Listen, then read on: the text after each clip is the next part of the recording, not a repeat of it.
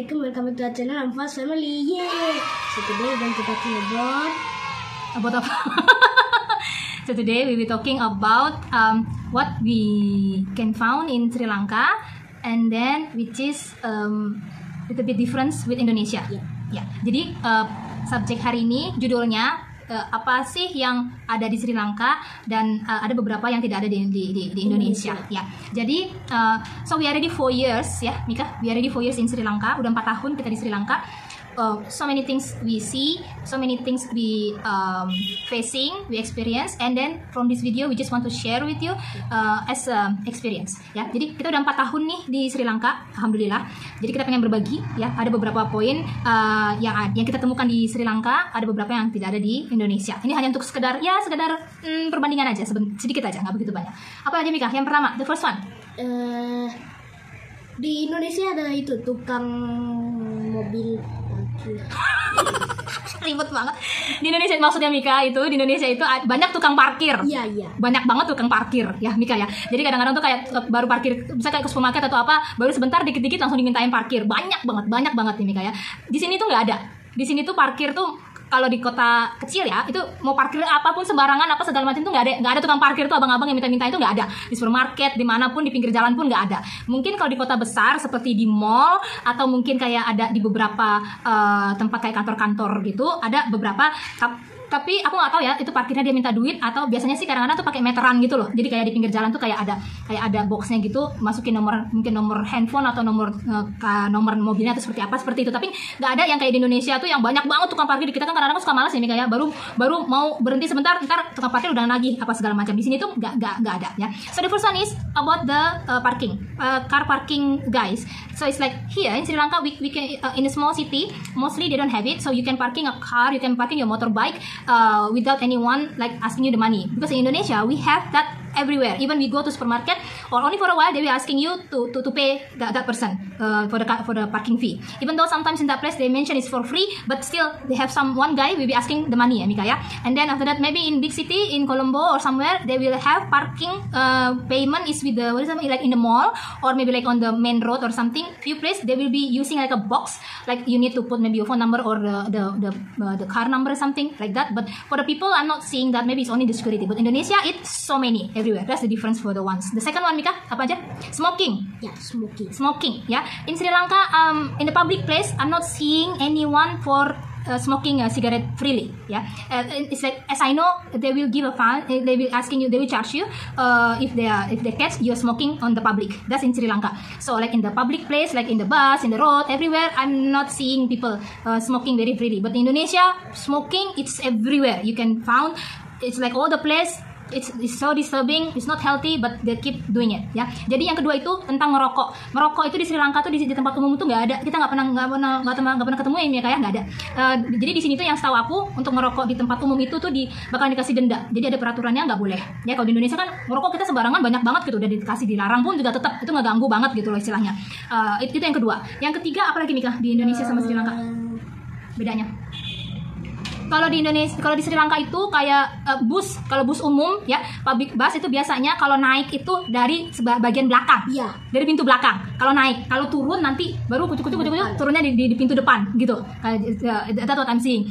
Kalau di Indonesia itu kan kita kan naik kan mau di depan mau belakang nggak tahu ya, terserah aja gitu kan. Kalau di sini tuh seperti itu biasanya. And then the third one is if you going going to the public bus, you will coming from the door behind when you going inside, and then when you want to go out, it will be the in front door, ya, Mika, ya.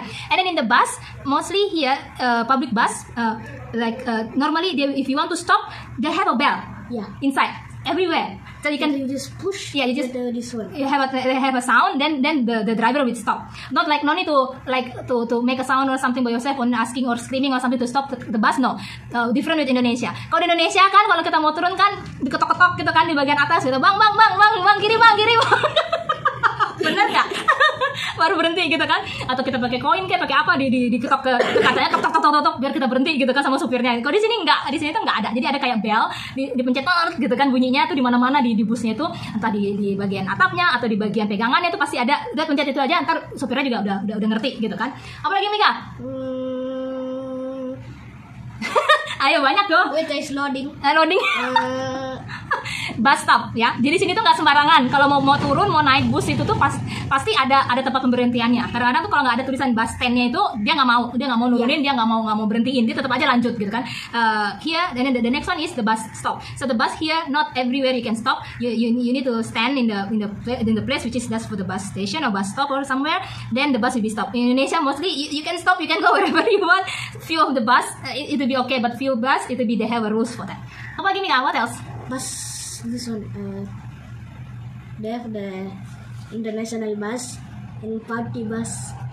They have a two kind of bus here. Mika saying it's a party bus, but actually it's a government. Sorry, that's a private bus. Yeah, for the public they have two. They have a government bus and a private bus. Government bus is a red color, and then after that the private bus it's blue. Yeah, or sometimes green or something. The government bus with the way they are doing also a little bit different. Mika, government bus mostly little bit slowly and then little bit extra careful when you're driving on the road. Yeah. And then mostly no music also, and then the price also a little bit more cheap. But the private bus, it's like driving mostly it's very fast, and then after that with the music very loud, and then the price also little bit extra than the government bus. Yang selanjutnya itu kita di sini tuh biasanya tuh busnya tuh ada dua, satu bus untuk dari pemerintah, satu bus dari swasta ya. Jadi kalau yang pemerintah itu busnya warna merah, kalau yang swasta itu biasanya tuh warna putih biru atau putih hijau kayak gitu ya Mika ya. Dan dari segi harga juga beda. Kalau harga yang bus pemerintah itu agak lebih murah dibandingin bus yang swasta. Udah gitu kalau di bus pemerintah ini agak lebih santai ya, bawanya juga hati-hati dan nggak ribut, dalam busnya juga nggak ada musik suara apa segala macam.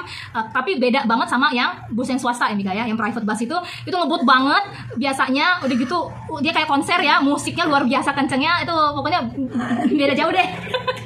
apa lagi Mika? Di sini itu kalau mau jualan ya, kalau mau jualan itu sangat dijaga kebersihannya, terutama untuk yang terutama di beberapa daerah ya. Kayak aku di sini, kalau kita di rumah mau buka usaha atau kita punya toko segala macam, terutama yang jual makanan atau minuman, itu bakalan ada razianya mendadak dari dinas kesehatan. Mereka bakalan ngecek kapan aja mereka mau, mereka bakalan datang walaupun mereka belum buka, itu pasti disuruh mereka bakal masuk, mereka lihat alat-alatnya bersih atau enggak, bahan-bahannya expired atau enggak, surat-suratnya dokumennya lengkap atau enggak. Makanya aku nggak berani buka usaha di sini tanpa ada orang lokal di sini atau tanpa ada dadinya Mika. Jadi makanya kalau misalnya karena suatu waktu mereka nanya, aku harus ngadepin dan jawab itu. Jadi nggak sembarangan mereka benar-benar. Jadi kalau misalnya tidak sesuai dengan standar kesehatan di sini, itu mereka bisa tutup. Mereka bakalan surat buat announcement, bakalan disuruh tutup, perbaiki kayak suatu mungkin sebulan atau seminggu, atau bisa tutup selamanya, itu terserah mereka seperti itu. The next one is here. If you want to selling the food or drinks, mostly from the health ministry or health officer people will be coming and then will be checking. It will be they will, even though you still close, they will asking you to open. They want to see your equipment is clean or not, the ingredient is it to be expired or not, and then about the document things, about the permit or whatever is that. And then after that, if it's not as per their standard, the possible you need to close, and then maybe like 1 week, 1 month, or forever also still possible. You need to fixing. That's why I cannot open very easily to selling the food here without local people or without the Mika Dadi, because if maybe one time they will asking and check, if I cannot answer it, then it will be problem for me. That's the another. So the checking for the health here is really like a must or mandatory here. So you need to be careful with that. Apa lagi Mika? And then they have also here. We got experience before, like one car. You should know that car is for how many people inside the car. You remember that? Yeah, I remember that. Oh my god. So because it happened with us, we are renting a car. The car is a Suzuki. Apa itu namanya? It's like a van. Suzuki Every, yeah, the name. So it's like a minivan. It's like we are how many people? We are 1, 2, 3, 4, 5, 7 people inside. But actually, it's still possible. But one day, when we want to go home, suddenly the police stop us, and then they're asking the document, and then it's mentioned there in the car is only for not 4. I think 5. No. That's car. It's like for 5 people or 6 people. Like we are extra 1 person that time, and then they charge us for that. So it's totally different in Indonesia.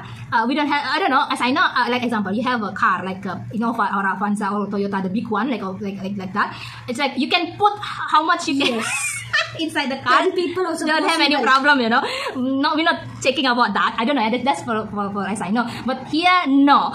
They're really checking about it, and then they take it seriously, and then they're charging us because 1 person is extra. So that's why make sure if you come here, if you want to buy a car, you just make sure how many people is allowed to inside the car. Yeah, sometimes the car is big, but it's mentioned it's like only maybe like around 4 people or something, because they want to, if you want to bring the things, you still can possible put it at the behind. Maybe that's the reason. And then for the safety reason, something like that. Dan yang nextnya itu untuk mobil di sini ya, itu sangat diperhatikan dalam satu mobil itu untuk berapa orang ya, isinya berapa orang. Misalnya contohnya mobil Avanza isinya tuh untuk 5 orang atau 6 orang, ya udah segitu aja, karena kita pernah kejadian di sini ternyata kelebihan satu di kertasnya itu hanya untuk mungkin 5-6 orang, sedangkan kita isinya 7 orang, dan itu tuh kita tuh di charge, dikasih denda 1 orang karena kelebihan. Jadi di sini kalau kita kan di Indonesia kan, mobil segede apa juga udah main masuk aja, yang penting muat gitu kan, disebit-sebitin juga nggak masalah. Di sini dipermasalahkan. di sini tuh nggak boleh. Sorry ya, ini Mika noto yang Mikanya lagi batuk. Mika still come. So at the moment that's it ya Mika ya. So next time if we have another, or maybe you have another additional, please share with us or just writing in the comment ya Mika ya. Jadi itu sementara sih ini dulu ya Mika ya yang kita ingat. Nanti kalau ada lagi ntar kita bagi lagi deh, kita kasih tahu lagi. Tapi kalau ada yang mau ngasih komen silakan. Misalnya nanti untuk tambahan kita juga ya, kita saling berbagi pengalaman aja lah. This is only we just sharing what we are facing here. We don't have any bad feeling or want to judge this country or something. No. This is as our experience only. Jadi kita hanya berbagi doang. Ini yang kita alami di Sri Lanka selama ini ya Mika ya. Nggak ada niat untuk memperjelekkan suatu negara atau apa, enggak lah Mika ya. Apalagi Mika? That's it ya. So that's it for video for today. Thank you very much for watching. Don't forget subscribe our channel, Family. Terima kasih.